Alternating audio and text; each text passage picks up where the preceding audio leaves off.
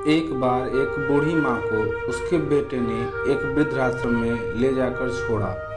इस माँ का ये वही इकलौता बेटा था जिसके लिए इस माँ ने जीवन भर संघर्ष किया।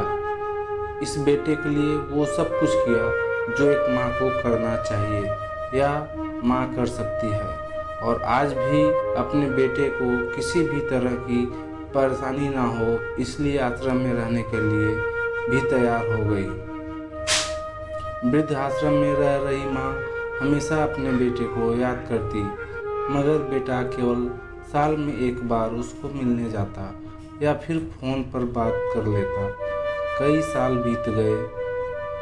वृद्धाश्रम से एक दिन फ़ोन आया। उन्होंने कहा, बेटा जल्दी से आश्रम आके अपनी माँ से मिल लो, वो बहुत सीरियस है। बेटा जब अपनी बीमार माँ के पास पहुँचा तब वह अपनी आखिरी सांसें गिन रही थी। बेटे ने अपनी माँ से उसकी आखिरी इच्छा पूछते हुए कहा, माँ मैं तुम्हारे लिए क्या कर सकता हूँ, बताओ मुझे।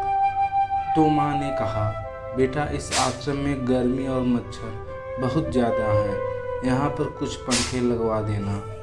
फ्रिज ना होने की वजह से यहाँ पर हम बूढ़ों को कई बार भूखे पेट ही सोना पड़ता है, क्योंकि किसी ने दिया हुआ खाना खराब होने से नहीं बचा पाते।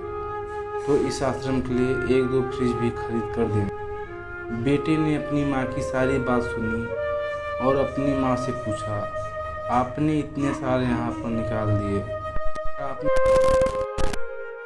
नहीं कही, और अब जब आपके पास टाइम नहीं बचा है तब आप इस सब कह रही हैं, ऐसा क्यों?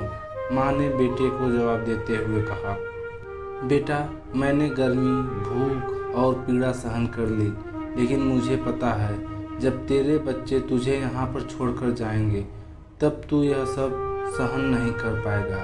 इसलिए तेरी सुविधा के लिए मैं तुझे यह सब लगाने के लिए कह रही हूँ।